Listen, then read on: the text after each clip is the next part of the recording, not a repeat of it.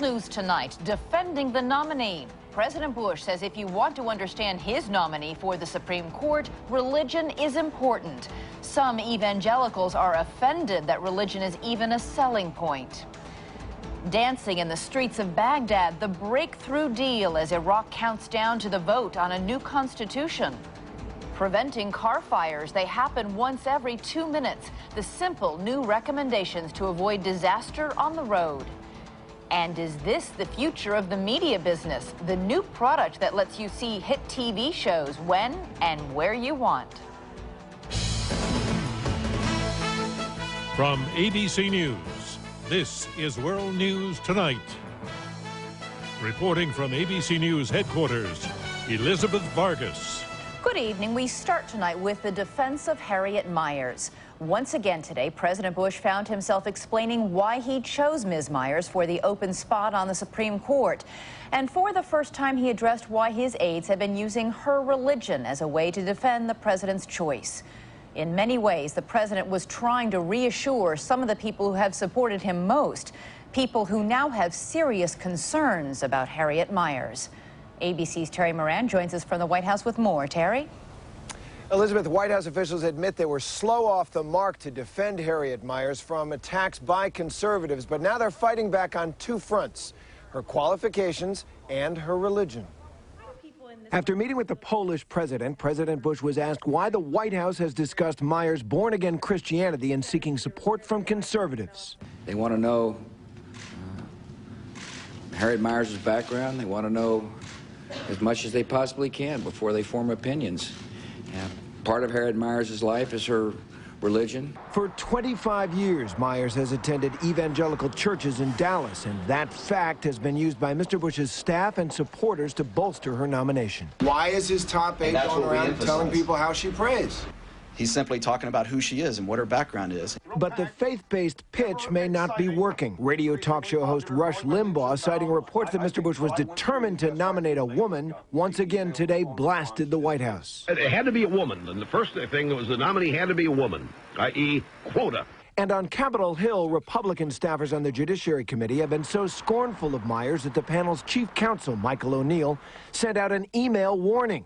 I really cannot stress enough that we need to be careful about what we say to the press. And aides to conservative Republican Senator Tom Coburn of Oklahoma say constituent calls are running 2-to-1 against Miers, compared to 3-to-1 for Judge John Roberts. White House officials believe part of the problem is that Miers' qualifications for the court are just not well enough known. She's a brilliant legal mind. She is a hard-working lawyer and confidant of the president, and someone who, as White House counsel, deals with a lot of constitutional issues.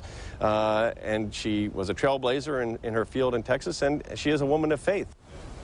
White House strategy now is to shore up support among conservatives and sell those qualifications, try to portray Harriet Miers as a very accomplished lawyer. And Elizabeth, they say they still have the votes in the Senate, but then they would. Yes, they would indeed. All right, Terry, thank you. President Bush's comments today about Harriet Miers and her religion were in part a reaction to a controversy sparked by one of the most influential evangelical leaders in the country. Dr. James Dobson said that he had been given confidential information about Ms. Miers, which convinced him to support her nomination. Today, Mr. Dobson revealed what he had been told. Here's ABC's Dan Harris. On a radio show broadcast to millions of Americans today, Dr. James Dobson explained himself. Karl Rove has now given me permission to go public with our conversation. Dobson said Rove told him that Mr. Bush chose Harriet Miers only after several better-known conservatives refused to go through the often bruising nomination process. Dobson also quoted Rove as saying the president only wanted a female nominee. And you can imagine what that did to the short list. That may have cut it by 80% right there. Last week, when Dobson said that he was supporting Miers after the White House had told him things he probably shouldn't know, I do know things I'm not prepared to talk about here. leading senators threatened to haul him before Congress. They suspected Dobson had been given assurances that Miers would vote to overturn Roe v. Wade, the landmark abortion case. It did not happen, period.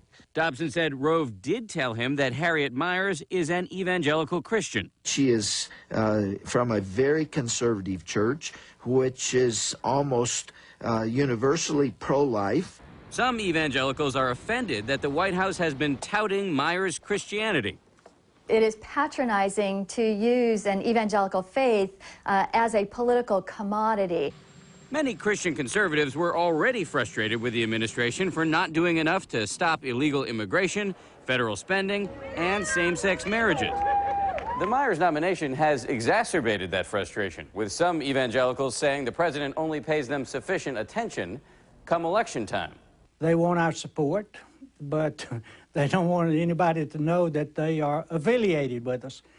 One thing evangelicals agree on is that this controversy disproves what they call a common misconception, that evangelicals are so simple and obedient that they always walk in lockstep with one another and with the president. Dan Harris, ABC News, New York. And now overseas to news the president is also watching very closely today. In Iraq, hopeful signs that a new deal on the Constitution could make a difference when it's put to a vote this weekend. A number of leaders representing the Sunni Arab minority have agreed to support the new Constitution. They had been urging Sunnis to boycott the elections. The enormous question tonight for the U.S. and Iraq is, will the Sunnis show up and vote? ABC's Martha Raddatz is at the U.S. military headquarters in Baghdad. Martha. Elizabeth, this sudden compromise by Iraq's political leaders is being hailed as a breakthrough, with one calling it the beginning of a new era. In Baghdad tonight and in Najaf, some Iraqis celebrated news of the compromise. U.S. officials had been pushing Iraqi Shiite and Kurdish leaders to reach out to the Sunnis, fearing that violence in Iraq will get even worse if the Constitution passes in its present form. The compromise approved tonight could give Sunnis a reason to vote for the Constitution, because they could have a chance to help redraft the document after December's elections. The Sunnis had little input in the original document. A senior member of a leading Sunni party, which had been telling followers to vote against the Constitution, is now telling members to vote yes. But not all Sunnis are convinced. Tonight, at least one prominent Sunni urged his followers to vote down the Constitution. The senior commander in Iraq, General George Casey, told ABC News tonight that this compromise makes the Constitution more suitable for all Iraqis. All our estimates tell us that the Constitution will pass, and I think there have been some things that have happened in the last 24 hours here that will give it an even greater chance of passing. General Casey met with commanders in Kirkuk today to nail down security plans for the vote, which include a 4-day curfew beginning tomorrow, and just as they did during January elections, all traffic will come to a halt. But with only a few days to go before the vote, Iraqis will have very little time or resources to get the word out to Sunnis about tonight's compromise. Elizabeth? All right, Martha, thank you. There are already signs the insurgents are stepping up their attacks. In the city of Tal Afar, for the second day in a row, a suicide bomber attacked a crowd of people, killing 30. Another 34 died in a bombing yesterday. Just 2 weeks ago, President Bush pointed to Tal Afar as an example of a successful joint Iraqi-U.S. operation to clear the area of militants. In Pakistan, President Pervez Musharraf went on television today defending his government's handling of the earthquake disaster there.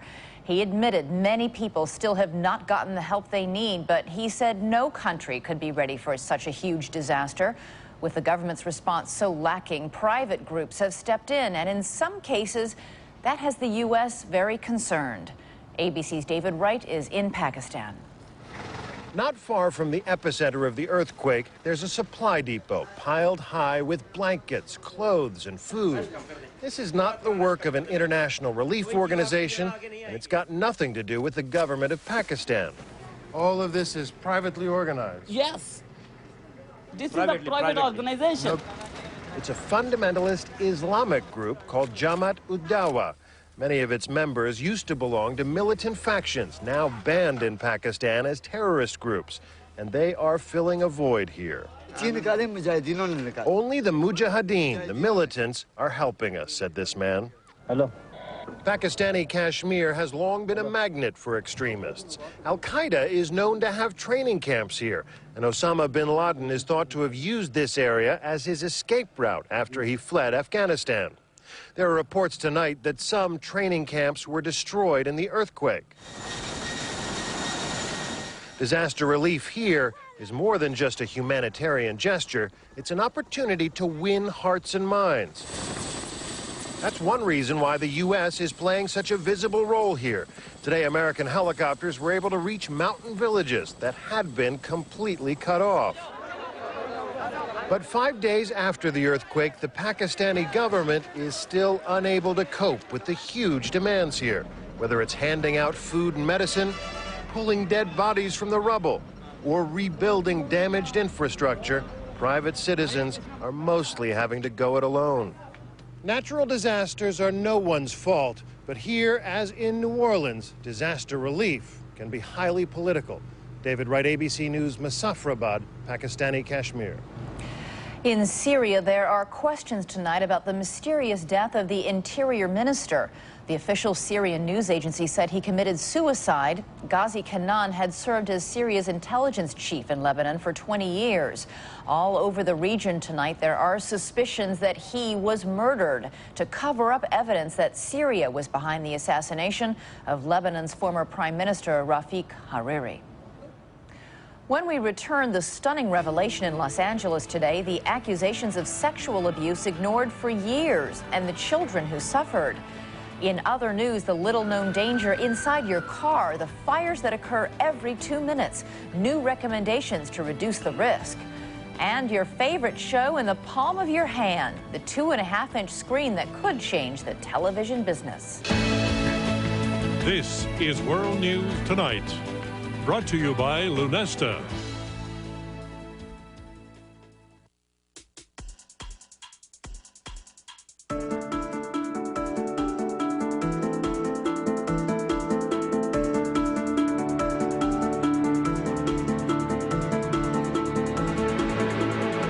It's time to discover Lunesta, a sleep aid that can give you and your restless mind the sleep you need. Lunesta helps most people sleep all through the night and works quickly, so take it right before bed. Lunesta is non-narcotic and approved for long-term use. Of course, do not use sleep medicines for extended periods without first talking to your doctor. Be sure you have at least 8 hours to devote to sleep before becoming active. Until you know how you'll react to Lunesta, you should not drive or operate machinery. Avoid taking Lunesta with alcohol. Most sleep medicines carry some risk of dependency. Side effects may include unpleasant taste, headache, drowsiness, and dizziness. Ready to catch a great night's sleep? Just climb into bed and leave the rest to Lunesta. Nature fanatic, health nut. Grape nuts eaters have been called many things. Fortunately, they haven't heard a word of it. The unique nutty crunch and delicious taste of grape nuts. Live life your own way. Jim's best friend died of a heart attack with no warning, and I worried it could happen to Jim. His doctor said you should always have genuine Bear at hand. Just one has enough aspirin to help save your life during a heart attack. We both feel better when I have my Bear. Why wait? Why wait? Osteoporosis, easy to ignore, but it could be there, even if you don't look, feel, or act your age. Fortunately, you can do something about it. Bone loss can be reversed. Fosamax is a hormone-free tablet for postmenopausal women at risk for or with osteoporosis. In 10 years of clinical research, Fosamax has been proven to help reverse bone loss. And Fosamax helps prevent fractures of both the hip and spine. You should not use Fosamax if you have certain disorders of the esophagus, are not able to stand or sit upright for 30 minutes, have severe kidney disease, or low blood calcium. Before use, talk to your doctor if you have stomach or digestive problems. Stop taking Fosamax and call your doctor right away if you develop new or worsening heartburn, difficult or painful swallowing, or chest pain, because these may be signs of serious upper digestive problems. I'm not putting it off a minute longer. Talk to your doctor about Fosamax, because bone loss can be reversed. In Los Angeles, a stunning move today by the Catholic Church to finally come clean about decades of sexual abuse involving priests. The Archdiocese released the personnel files of 126 priests. They chronicle 75 years of cases in which the Church was warned about clergymen but failed to protect children from them. ABC's Miguel Marquez is in Los Angeles. Alleged victims of sexual abuse gathered today in the shadows of the Los Angeles Cathedral to send the message that the newly released documents are not enough. I'm happy that some of this information has been released to the public, but I'm convinced that there is so much more that the public is not going to get. Father Michael Baker was one of the 126 priests named in the files. Matt Severson says he was one of Baker's victims. I was abused by Father Michael Baker from 1976 through 1986. The report shows that Cardinal Roger Mahony met with Baker in 1986 to discuss his sexual relationship with 2 boys. The record shows Mahony eventually sent Baker for counseling, then reassigned him to parishes where he allegedly offended again. The documents were released as part of a civil suit filed by 560 accusers. Nationwide, the Catholic Church has spent over $1 billion to settle more than 1,000 claims of abuse since 2003. Among the largest settlements, Boston's Archdiocese paid $85 million to settle 552 claims.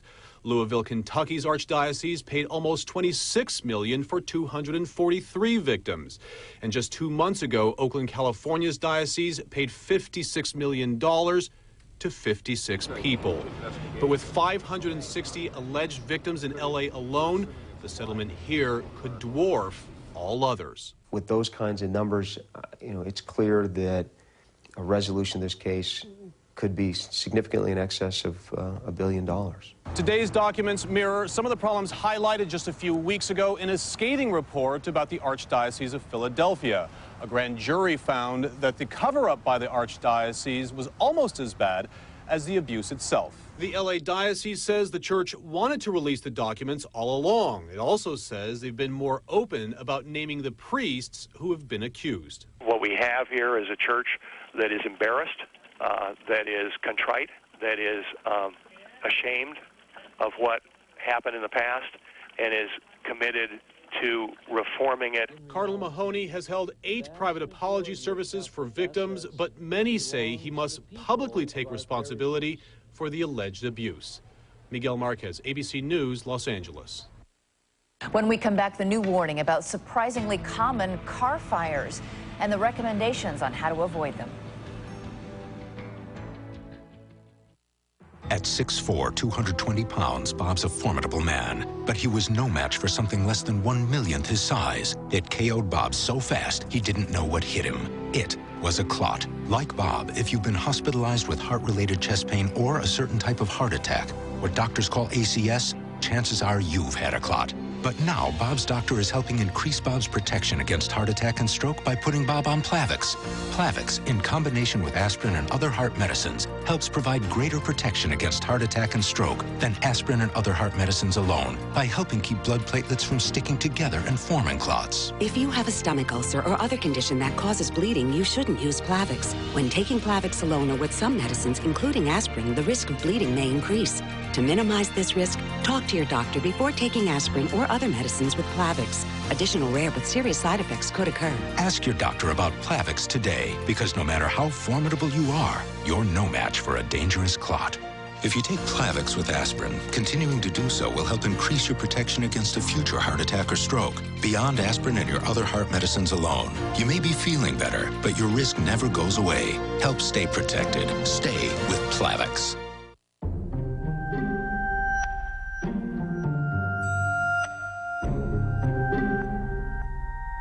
With so much more to see, shouldn't you be watching it on the Aquas Liquid Crystal television? From Sharp.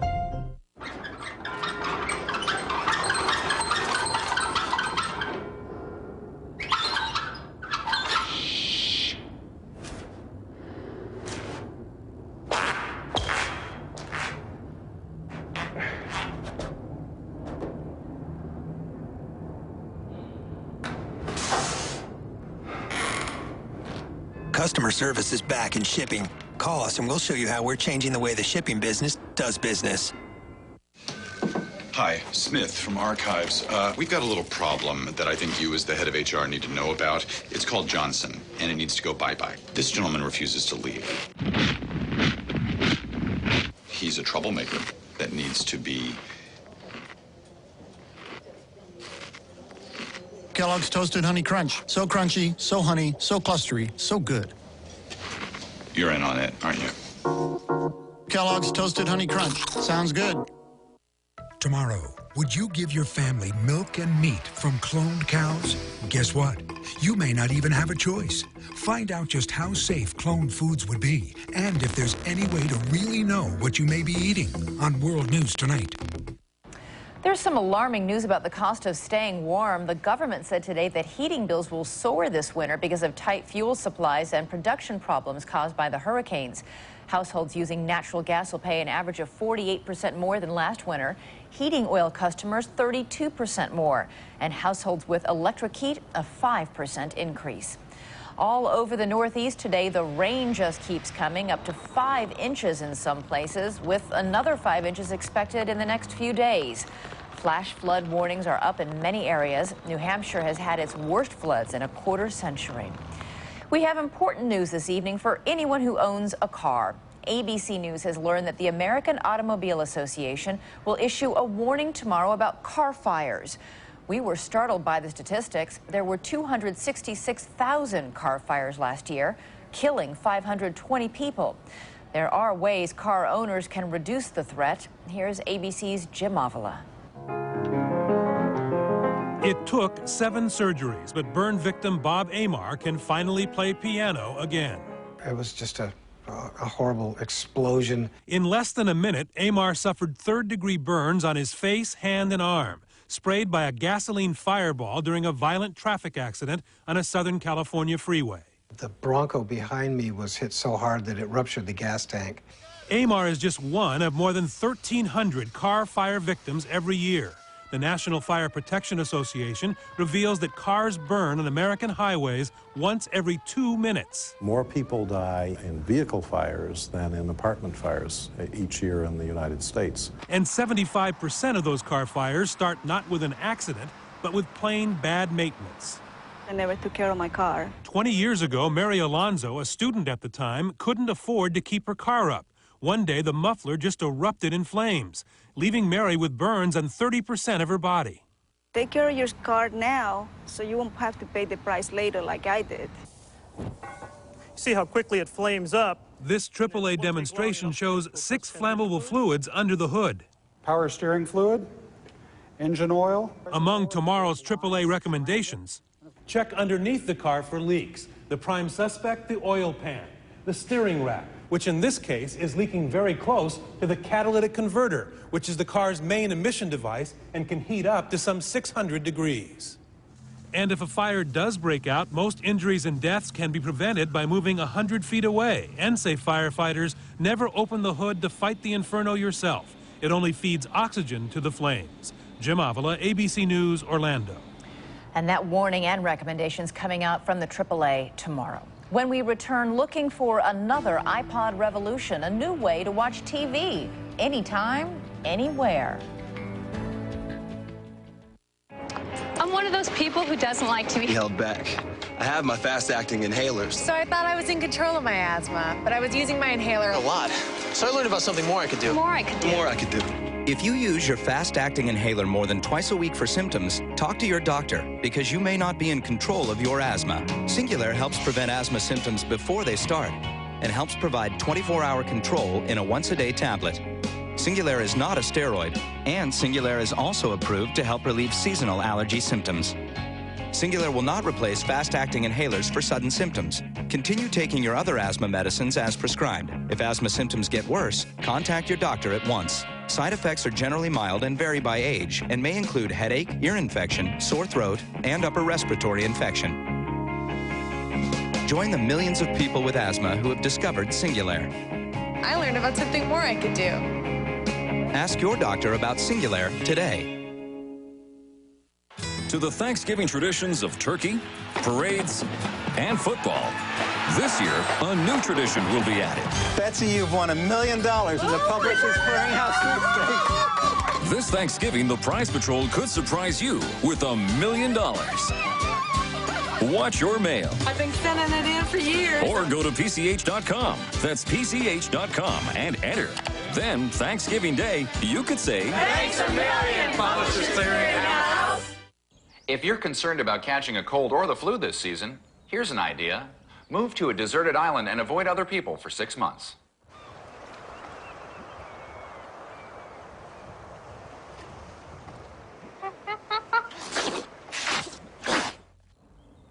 Or Just drink a glass of Florida orange juice every day. Give your immune system more of the vitamins and minerals it needs. Florida orange juice. Healthy, pure and simple. This is a family company, and it has been since 1886. I've learned a lot from the generations who came before me. My father taught me to never come out with a product unless the consumer can see a difference. We will not introduce a product that isn't better than what's out there. We feel a great responsibility to families who buy Raid or Windex or any of our products. We make products that are genuinely useful. This is a family tradition that I intend to carry on. S.C. Johnson, a family company. Freddie's the ladies' man. You just need to find women with some substance. Chris is the wingman. They sound fat. Together, oh man. Psycho chick. You came with a label. The series premiere of Freddie, tonight at 8:30, 7:30 Central, only on ABC. We end the program tonight with the future. Well, perhaps the future. For quite some time now, we've been hearing media executives everywhere talk about making movies and TV available on what they call alternative platforms, so consumers can see them when and where they want. Until now, it's been a pretty vague vision of the future. ABC's Brian Rooney reports on the news today from Apple. Apple's iPod made it fashionable to walk down the street with little white wires coming out of your ears. They've sold nearly 30 million of them. It revolutionized how people buy and listen to music. It's been a huge success for us, and therefore, it's time to replace it. So for Apple, a video iPod able to play music videos, television shows, and movies was the logical next step. The new 60-gigabyte iPod, thinner than current models, holds 15,000 songs, 25,000 photographs, and plays 150 hours of video on a color screen. So it's really up to you whether you want music and photos, music and video, but first it's about the music. There is competition. Just yesterday, the Dish Network released its Pocket Dish with a screen up to 7 inches holding 40 hours of video.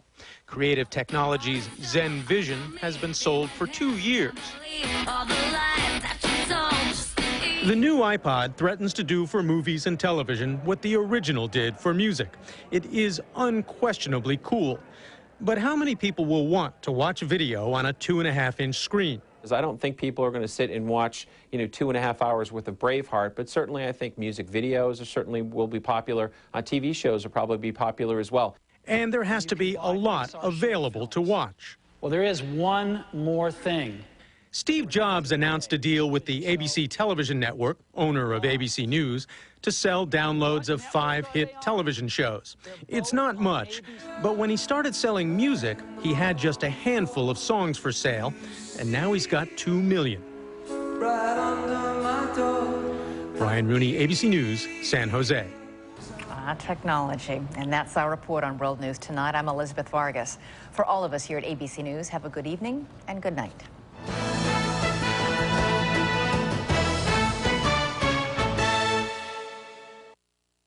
There are a lot of secrets around here. Hey. Tonight, Let's go. Where? the journey to the other side of the island begins. We're here. Everything's going to change. An all-new Lost. Tonight, 9/8 Central, only on ABC. Beauty interventions with supermodels Iman and Naomi Campbell. Ultimate viewer transformations. Next Oprah. Tomorrow at 3 here on ABC 7. Have a good day. See you tonight. Okay.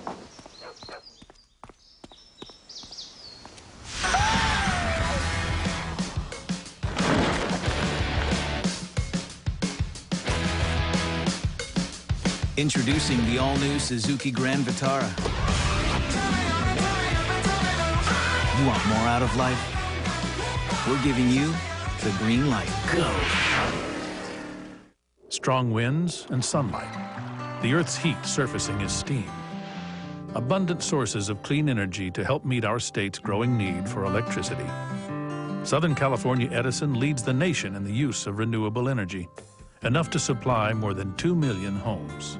And since clean energy is something we believe in, we'll keep working to bring the benefits of nature's power plants directly to you.